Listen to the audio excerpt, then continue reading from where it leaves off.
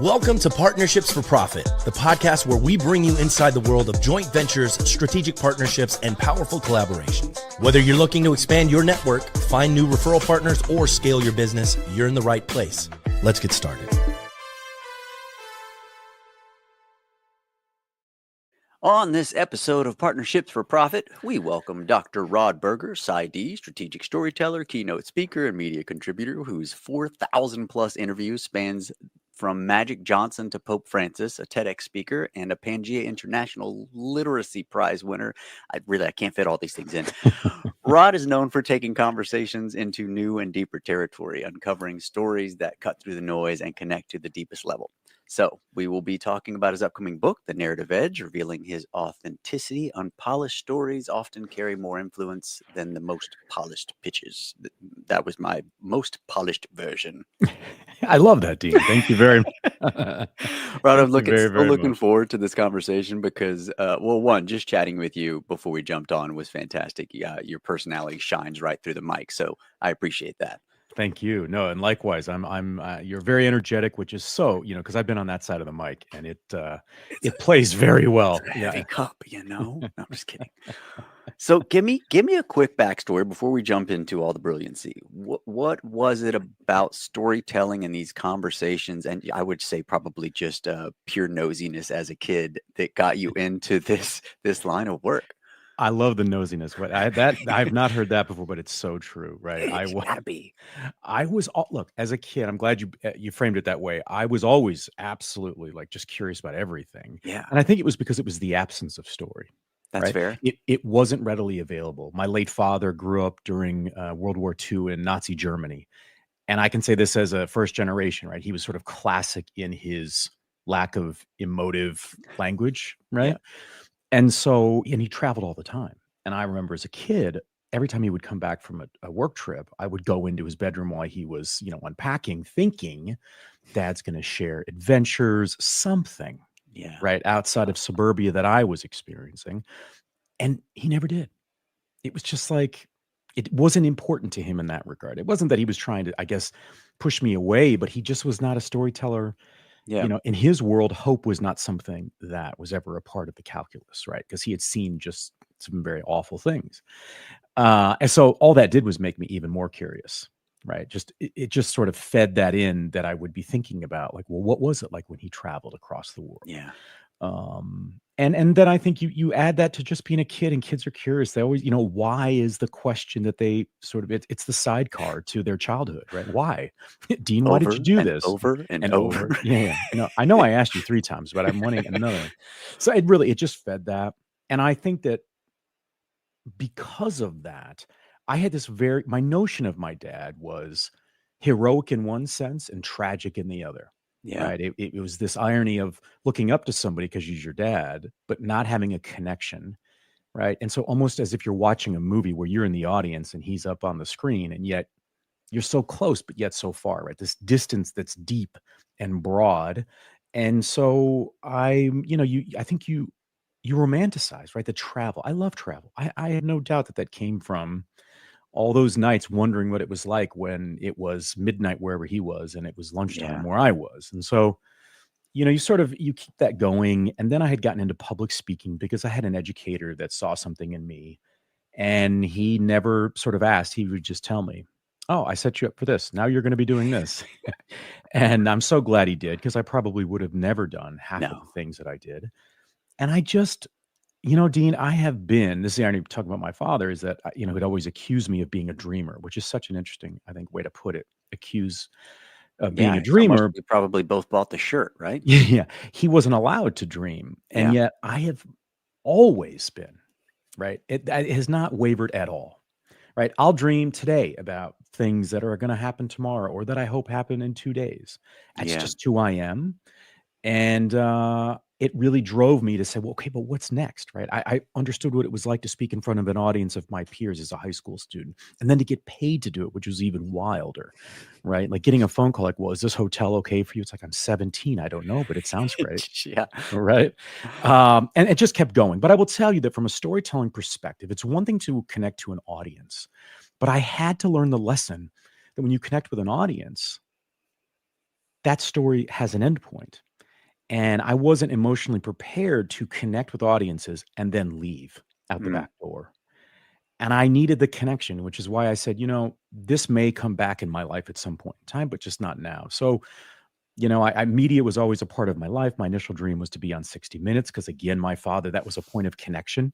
We would sit, we wouldn't talk very much, but we would sit and watch 60 Minutes. As a young boy, I would do that.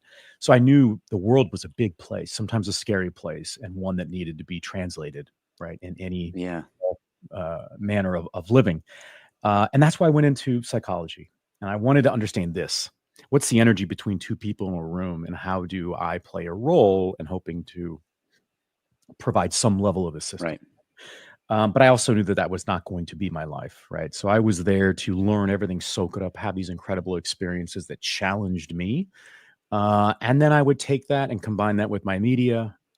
And then I'm a glutton for punishment, Dean. I don't take no for an answer. Like, I start reaching out for podcast guests, like when podcasts just started. Yeah. And it's like, wow, I got somebody. And then I went, wait a minute. For the next sort of outreach, I should say that I just interviewed Dean, right?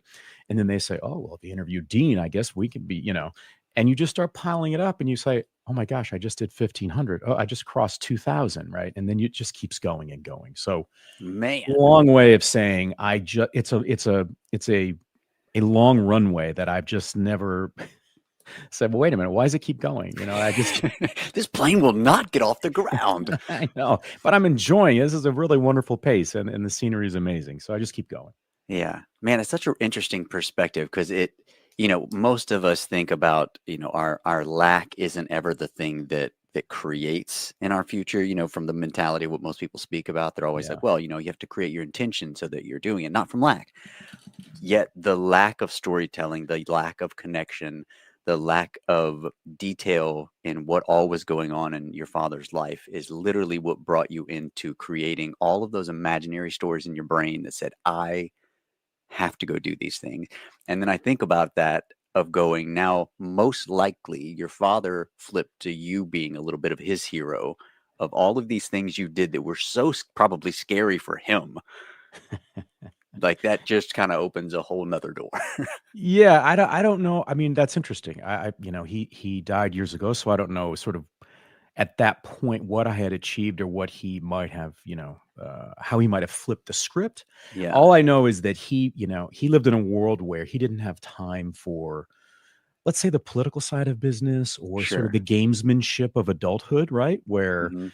sometimes you realize that I'm putting my time in right now for a bigger goal or destination. Yeah. He didn't have time for that. And so that would be really the only thing he would ever talk about, sort of he didn't understand my ability to be patient Yeah. and persistent at the same time, right?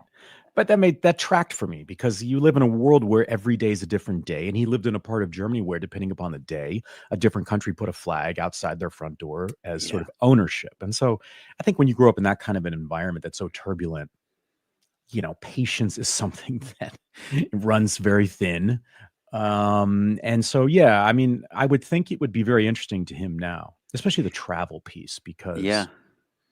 I think he would be blown away about my time at a refugee camp and, studying storytelling in Eastern Africa. I mean, these things are, Yeah. I know how crazy they sound and how fortunate I am, Well, and it's, the title, when you give someone and you call them a dreamer, to you, it may sound a little derogatory to an extent, but at the same time, it's like the ability for you to even go there in your mind sounds like, again, just a dream. I was a kid growing up in Louisiana that was like, oh, I'm going to be an actor one day.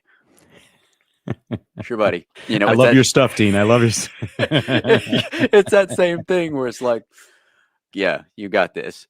But if you actually follow through, which you did, it becomes a whole nother level of being able to achieve something they just didn't think you could do, and a little bit of fear base. It's like, I love you. I don't want you to go through that pain. That was probably the version of your dad that was like, I love you, so please don't keep dreaming about this. Yeah. And then don't get me wrong too. I want to make sure that the audience has, I bemoan the people that sort of act as if they were born in the current state that they're in, right? Of accomplishment, of just sense of self and wisdom. Absolutely not. I mean, if you said to me, hey, Rod, let's put together a curriculum for the next generation to, sort of end up maybe where you are, whatever that is. Yeah.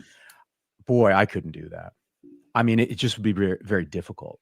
I mean, there's a lot of happenstance. Now, look, it's how you define luck, right? I mean, are you putting Sure. yourself in a position to realize an opportunity because you've put the work in? Maybe to some extent. I will say that probably that if there's a secret sauce, and it's funny the reaction I get because I think, well, maybe then people don't think this way, is I say yes to almost everything, which I will tell you there have been, some backslides to that Sure. where I didn't realize it and there was sort of a stiff wind that hit me and knocked me over, and I thought, well, wait a minute, that was not what I anticipated.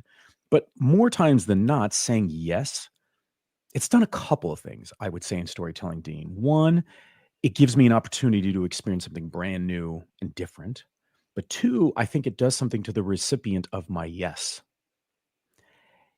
As I'm saying yes, and oftentimes I haven't thought about it in this way until you said what you were talking about, is that my yeses are I intend them to be unconditional. And I think just the way the world kind of operates now, it feels like there's always a condition that's attached, Yeah. or it's an agenda. So translate that into the corporate world, or right, in sort of the lack of effective storytelling. There's always an agenda, and that's our North Star, when in fact that's backwards. And so I think that that's been a real key for me, is saying yes and doing so without anything attached to it at all. It's unconditional. Yeah. And I don't know why that's surprising to people. And if anything, to me, it's a bit of a sad statement on our society that people just don't say yes because why not? Or because I want to help, or because I might learn something, right? Like that's how that's for me. There are so many times I've said yes to something where you could say, Dean, you could say, Rod, I don't know why you're doing that. Like, what's in it for you? What do you get out of this? Right. What's a tangible outcome? And it's like, does everything have to be that way? Because here's what I know. People will have said, Rod, you've done all these interviews. In the beginning, Dean, people would say, well, why don't you just focus on one demographic of guests, right? And I would, in the beginning, I mean, from day one, I mean, a lot of things that I've learned from them, but I'm so glad that I've stuck to this, which is, if I'm going to understand you, Dean, my ability to figure out and understand and hopefully platform your story comes from interviewing hundreds of parts of Dean, right? From other people in other parts of the world who have different types of jobs, levels of success, where they are in their own sort of chronology of growth and development as a human being, as a spouse, or just a community member. And if I had focused just on entrepreneurs or celebrities, or teachers, or whatever it is, I think I would be missing out. I mean, again, I've been lucky that we don't live in sort of a 9-to-5 world, and that's been so gone. I don't think it sounds funny to even say 9 to 5. We don't live our lives like that. Yeah. And so that lends itself to, I might find something in the back of my mind as we're talking that reminds me of a grandmother in Tanzania that I interviewed in a very remote region through a translator, in the way in which there was an energy, there was something, right? And that stuff's hard to put onto paper, but man, I think of every one of these experiences I've had as an at bat. Like, I'm a huge sports nut. I follow baseball because I'm a sports nut, but I'm not one to play baseball. I think it's too slow. But I like the notion of getting at bats in life. Yeah. It's an at bat. A year ago, I'd never hosted a gala before. Even sounds weird to say it. I'm in Stockholm. I'm there to present on what we had seen in Tanzania through this amazing foundation. And less than 24 hours before this big gala in front of the elite of Stockholm. And if anybody knows of Sweden and the elite, like, that is saying something. And the host of the gala got into an accident and could not be the host. And I get this phone call, and it was like, we're asking you, but we're really not asking you. Yeah, right. And I said yes. And I left my hotel room. I met with the producers. They sent me to a tuck shop that had been there for, I don't know, 200 years, whatever it was. Fitted me, boom, and all of a sudden I'm hosting a gala for like 6 hours straight or something like that. And I only say that to say, because it's like, you want to get out there. You want to have an at bat. It's like, I tell my son, a 13-year-old going through homework even before school starts on this project or whatever. It's like, look, it's not about finding the answer, right? It's about the process of that and the journey. And can you explain how you stair-stepped your way to where we are now with your Yeah. project, right? He's writing a scene based on a book. Funny enough, it's a book about 1936 Berlin and the Olympics, right? So I'm a sucker for that. Like, sure, I'll help out with that. That sounds like fun. And but it's the at-bats, I think, in life. And it's not that everything has to be slick and perfect. Yeah. People love it when they're like, wow, it's the world's messy for you too, Dean. Like, Right. when can we chat next? And those yeses are the things that allow you to have options for more yeses. I mean, as soon as you start down the avenue of the no, well, it didn't give you any other opportunity. You literally just cut it off at the feet. That's right. That's right. I remember there was a Sunday afternoon. I'd never been to Africa. I mean, in my head, I was always thinking, God, I want to somehow get to Africa someday. Again, going back to knowing my father had been there several times. And it's a Sunday afternoon, and I get an email, and I think, oh, that's spam. Like, it just didn't, this can't be real, right? And it was a name that I recognized, a very well-known publicist who's this incredible person. I'd never met her. And I get this email, and she was like, hey, we read some of the stories that you did about some of the different things that are going on in Africa. And we'd love to, this NGO or whatever is trying to sort of get the word out on what's going on around child marriage and trying to support and uplift young women in Senegal. And I check it out. It's real. It's absolutely real. And I say yes. And I mean, within weeks, I'm getting my vaccinations and I'm being told by the doctor, why would you go? Like, I'm already like, I'm thinking, why wouldn't I go? Like, and I have the most incredible time. And I get the African fever that they talk about, which is just, you can't describe the energy. There's something about being on that continent. At first in my head, I heard, so the vaccine didn't help you. That's right. The yellow fever. No, yeah, not yellow fever, right? But no, this notion, it's called like African fever. Like and when you, like, I got connected to someone who's at MIT recently in the media lab, and she had spent time at the same refugee camp. And it's like, even through Zoom, you look at each, you know what you're trying to convey without even saying a word. So yeah, saying yes, taking a chance on people where there are no conditions and acknowledging, like, I was them at that point. I don't know where I am now, but they somewhat think that I have achieved something. Yeah. It all comes full circle. It all comes first. So you and I could chat now for the very first time in this interview, and in 2 years, we find ourselves with the potential to collaborate in something really powerful. Sure. Right. Those seeds get planted, right? So we're really farmers. We're all farmers, right? Yeah. It's just when do things come to harvest? I don't know. I think it speaks to when you put the level of commitment without the terms that could cancel, it also gives you the benefit of building that future, right? Because if you don't get that commitment to start off with, then we can't both be here in the present moment to have a good enough conversation that could turn into anything. It would just be our tad bit of shallow going back and forth for the camera, and then we're out, and there's no. We're on to the next. Anyone, yeah. What have you noticed? Because obviously you've had plenty of this kind of media now versus the in-person stuff. Have you felt it harder to get through with camera, or have you felt it almost easier? It's not been harder, I'll say that. I don't know if it's easier. I would just say what's fascinating about it is you do have people, you have them within a confined space, if you really think about it, right? Like, we're confined to the 4 boxes within your, right, what we're seeing from your camera and from mine. As opposed to, let's say, a large room or where other people are around, or if you're a celebrity, the handlers that you may have or publicists, right? So it kind of reduces the noise. Yeah. And I think, look, you have a great voice. Obviously, I'm not the first to tell you that.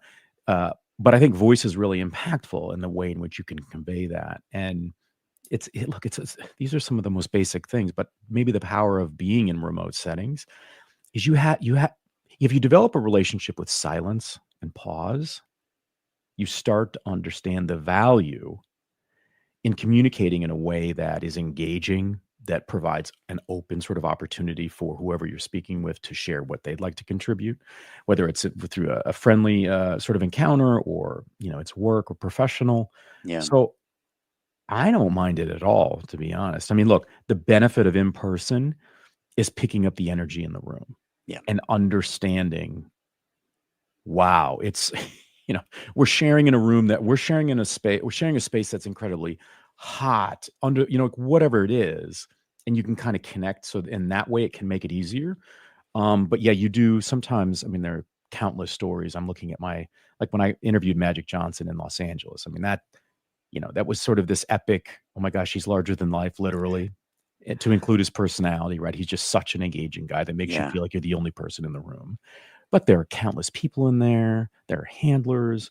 The energy that it starts off when he walks in, one of the sound guys, well-intentioned, like walks right up and starts to try to mic him up without even saying like hello or anything. Yeah. And I mean, the look on Magic's face, which I would have been the same way. You have to be, I mean, he can't go anywhere without being recognized. Yeah. And I thought to myself, well, thanks, buddy, for way to set the mood, right? Meaning to the Yeah, 'cause now sound guy. you have to talk with him after. Yeah, now I've got to figure out a way to sort of just let him know this is a safe space, right? We're just going to engage and have a conversation. And we did that. So in the moment, though, that's when it feels like you're either a singer on stage or an athlete, where you better get in the zone quick. And if you do, it's an amazing ride. It's like I just saw the movie F1 with Brad Pitt. And what I love about that is I got to go behind the scenes at Formula One, and Brad Pitt was there with Jerry Bruckheimer, and they were basically doing their intel for the movie. So it was this awesome sort of completing the circle where I'm standing in a room with Brad Pitt and all this crazy stuff, and being behind the scenes of Formula and seeing it play out. But in that movie, he talks about this concept of flying, which is like being in the zone. Yeah. That sense where everything calms down. It's like you're a quarterback, right, in the pocket, and you don't hear the crowd. You see all the patterns sort of coming to the conclusion that coaches had drawn up. That zone and feeling like that with Magic was, I mean, it's a drug. It's an absolute drug, and it's about connection, though, right? And going back to your original point around that sort of where the curiosity, where did it come from? And it comes from, those moments remind me very vividly, like, it's like the voice in my head going, keep being curious, because you never know what you're going to get. And my opening question to him, by the way, there's this photo that one of the production folks took just randomly. And I just love this photo. I'm a diehard Detroit Pistons fan and grew up during the bad boy era. And so much so, and I write about it in the book, which I know we may talk about, but I wrote about how most kids put posters on the sides of their walls in their bedroom. I put posters and news clippings of my favorite teams in Detroit on my ceiling, because the last thing I wanted to see at night was greatness. That's the role they played in sort of pseudo parenting me or raising me around something's hard and you've overcome it kind of a thing. And so he crushed my dreams in '88. It's the famous phantom foul they called on Bill Laimbeer, and it allowed Kareem Abdul-Jabbar to win it at the free throw line or whatever. And so in my head, after what happened with the sound guy, I thought, I just got to go. I'm going to take a risk here. And that's what I said. All right, we started and I said, all right, Magic, let's just sort of cut to the truth. That was not a foul. You know what I mean? Yeah. And the laugh that he has was captured in this photo I'm looking at behind my camera. And it's just for me, it's a reminder that we're all human beings. We've heard it 1,000 times. And sometimes being okay, being, sort of dented in life where you're not perfect.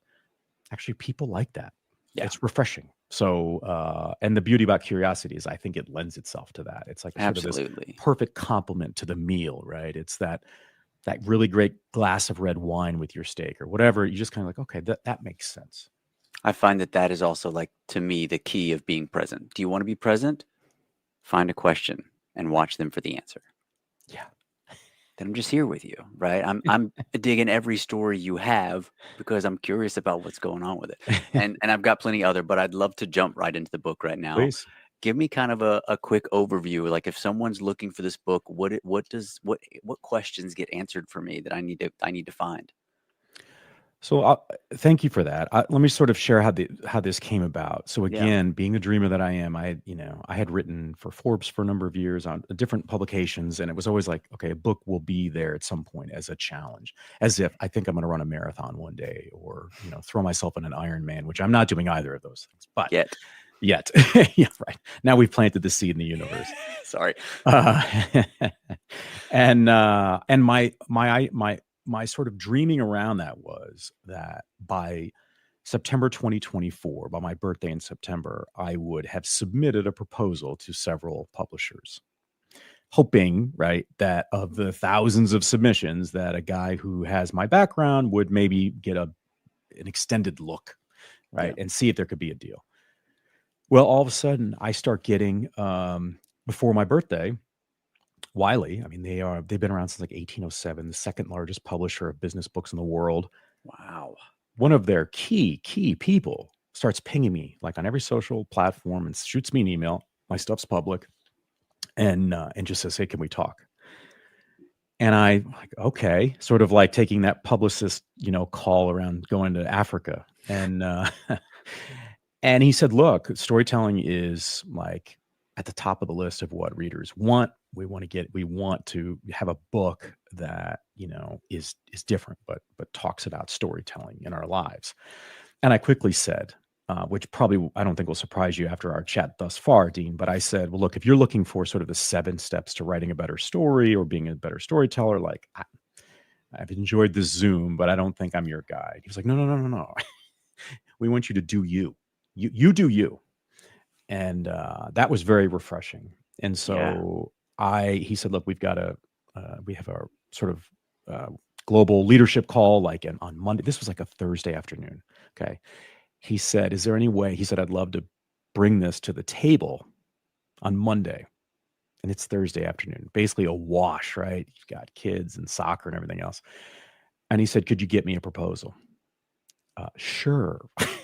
Let me work on that. But the beauty is sometimes you need that pressure. You need that sort of the time that says, look, you either submit it or you don't.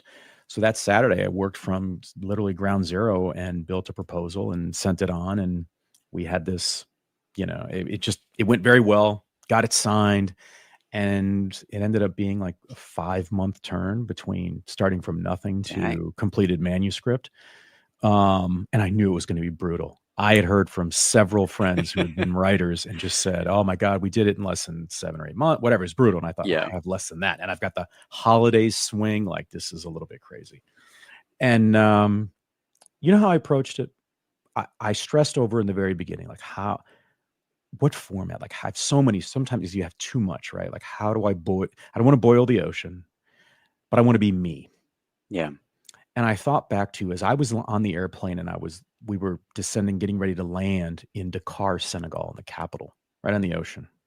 I'm looking down at a landscape that I had never seen before, right? It was like landing in a different world. And I just had this, for me, it was an epiphany where I just said, every day I'm here, I'm going to write a journal and I'm just going to put it up on Facebook and social media, whatever.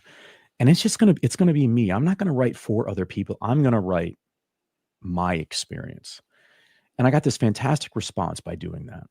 I got like CEOs and different, I didn't even know that sent me notes like, I know it's not like evening in Africa yet, but when are you going to post your next journal entry? Right. And I was like, wow, I'm right. And so my writing has been described and that there's a rhythm to it, which I appreciate because I do think in that way, like it's like jazz to me. And so I just said, don't forget that. Don't succumb, I guess, to the pressure of what you think it means to be an author. Right. And so I just sort of took off the training wheels for this book and said, if I'm not authentic, then it's going to fall flat and I will have cheated myself out of an opportunity to connect. Because my objective is the book does well enough that it provides opportunity for the next book that shows and tells stories about people that otherwise maybe wouldn't be able to get out to get out there. So I share, there's a portion of it that is memoir. So every chapter is a different expression of what story is or it isn't, and or the challenges I've had along the way, from losing a business to giving a eulogy graveside. You get to read the eulogy to an acceptance speech for Pangea's inaugural literacy award. I want people to understand that story is not a nice to have. It's not an accessory or a carry on to your life. It's with you everywhere you go. right? And so that's what the book is. So I basically, in any given chapter, I can take you to the refugee camp, swing you back to a camp in northern Michigan in the late 80s, behind the scenes at Formula One, you know, in Rome with the Pope. And I did that intentionally. I want it to feel, and it's funny because I'm not a musician. I love music. I write to movie scores. I want to thank the movie Interstellar and Cornfield Chase is one of my absolute favorites. I already listened to it this morning, and it played a huge role in my writing. I just on repeat. Yeah. But I think of the book, Dean, as it's sort of like, it's like an album, right? Like, Dean, this is your third album. And it's like, oh, wow. So Dean went with something that's like a very personal sort of album, right? It's not maybe what the execs wanted. It's him. Like, wow, right? Where each song, or in this case, each chapter, they stand alone as a song, but there's a theme. There's this sort of a thematic hook to it that connects them.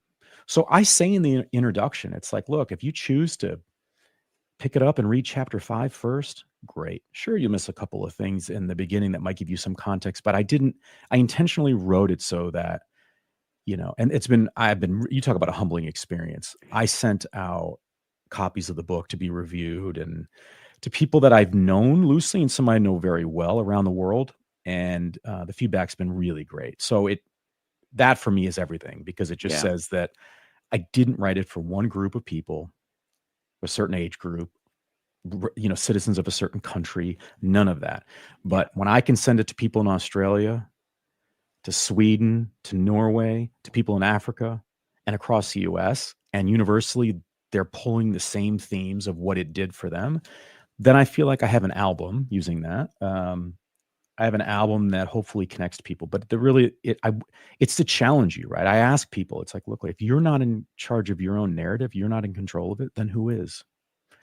And it's funny because when I've said that to people, it's like a question they've never asked themselves.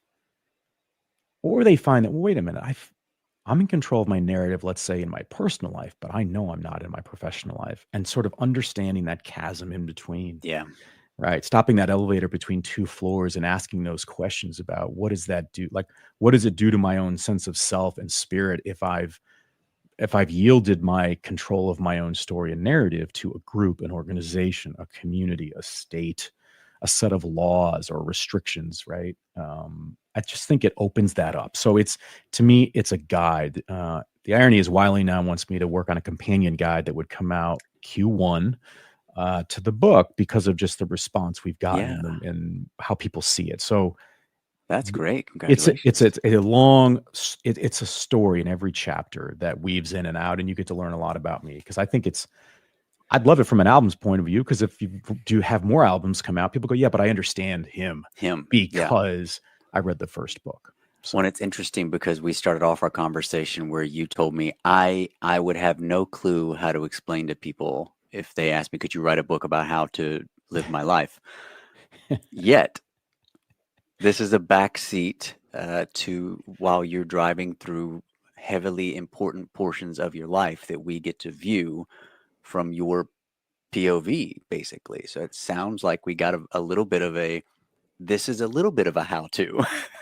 Yeah, I think if people, that's the irony, right? I was and I'm getting asked now, this is humbling. I've been asked by a university to speak, and they want books for these cohorts of graduate students, right? And it was interesting to hear this dean talk about what he took from the book already, like, chapter 1, chapter 4, and chapter 10, like those, like, I almost want to put them like back to back to back, because they taught me this lesson around understanding my story within leadership, right? So yeah, I think it's all about intentionality. I think that if I had said, I am going to, in essence, tell you from on high that this is how to think about your story, it wouldn't work. But if I've done it in a way where you are asking yourself those questions, or you are finding the questions that I pose to the reader, sort of eye-opening, then maybe you could step back and say, wow, this did help me think about my own story and the steps that I need to take to understand. I use as a backdrop, I'll talk about like a school play, right? Because I think a lot of us can understand sort of what that is. It's, are we playing the oak tree in the corner? right? Are we the lead character? And if we're not either one of those, or we are one of those, what's our story? Why are we playing that role? Maybe it's okay to play that role. Maybe Yeah. it's perfectly appropriate. Like I know a really, really great individual in Stockholm who, in understanding his story, he knows, Dean, he's come to this point in his life and his own growth and development that he's really great being a number two. Like he hits it out of the park. Yeah. And I love that because I think this notion, which feels very American, it's like, well, no, you have to be number one. Well, being number two in the context of what he does in his world professionally, there's nothing, he's not losing anything, right? Yeah. He is a part of the winning team and teams. And so I think it makes us then think differently about, well, who's in the audience? Are we leaning too far into the audience where we're missing the response? Or are we so distanced that we're getting ready to fall into the backdrop? And so that's really the premise. I want you to ask great questions, and I do so by offering up the stories that have really sort of driven me or perplexed me. Yeah, it seems like there's a bit of that self-exploration that you get to kind of tailor toward yourself after you get through a little piece of this book. I like that. Yeah, Aaron Rasmussen, he is a co-founder of Masterclass and someone that of all my interviews, he's one of my top experiences, just selfishly for myself, just the sort of the ride he helped take me on in the interview, and he had said to me, which is one of the greatest compliments I've ever gotten. He said, without me even asking, he just said, a lot of people know, they see sort of the proverbial line in the sand, and most people will sort of avoid it. Yeah. Some will get close to the line, but then they'll back up. He said to me, he said, look, you cross that line, but you do so in a way where you extend your hand, and then we both cross back over that line, and it's an enjoyable experience. And so if anything, that to me is what I guess the essence of my mission with the book has been, is to do that. And then to not shortchange people and being sort of that guy. I can't, we all know what that means to be that guy or that person. Yeah. And I don't want to be that at all. Right. I mean, I'm still learning, right? The storytelling continues to evolve. The plane's not coming down. It It's hasn't not taken off yet. We are still going on the runway. We're still going. But it's experiences like this with really thoughtful people like yourself that continue. It's like it puts more fuel into the plane. Yeah. Right? It's sort of it's stocking up the luggage in a way where I think we can all learn, and so it's just an awesome opportunity to do so. Dr. Rod, thank you so much. I'm going to have to try to get you back on here because these 30-minute conversations don't do anything for you and I. I felt like we just were like, oh, there's a drop in the bucket. Because I would love to keep going and dig a little deeper. We're having some good conversation here. Happy to do so. But yeah, we'll have to get you back on. Best place for people to find you. Try to make it as simple as I can. drrodberger.com. The same for Instagram, LinkedIn. If you'd like, I'd love for folks to pre-order the book. Yeah. It's available wherever books are sold. I have a link on my website. You can go and, wherever you want to go, Target, Walmart, Amazon, Barnes and Noble. Everywhere. Yeah. I'm learning a lot about about this side of a book, which is pretty fascinating and eye-opening. But if people follow, that'd be great on socials. And I will say, Dean, I do my very best. I don't know how you feel about this, but I try to answer people when they reach out because it's just, absolutely. I feel like it's a dying art, right? Of connection. Again, you never know. And so please shoot me a note, and that'd be great. I'd love to. Everybody makes me better in that regard. So I'm being selfish, right, Dean? But yeah, you can find me at drrodberger.com. Selfish in a loving way. That's right. It's all about the intention. How do you word it? That's right. Well, thank you again. Like I said, we will chat about that, getting you back on. Everybody else, I hope you got all kinds of goodness from that, because I did. And I will see you guys on the next one. Thanks for joining us on this episode of Partnerships for Profit. We hope you've gained valuable insights on how to form profitable partnerships and take your business to the next level. Be sure to subscribe and leave us a review wherever you listen to podcasts so you never miss an episode. Got a partnership story to share or someone you'd like to see featured on the show? Reach out to us. Until next time, keep building those partnerships for profit.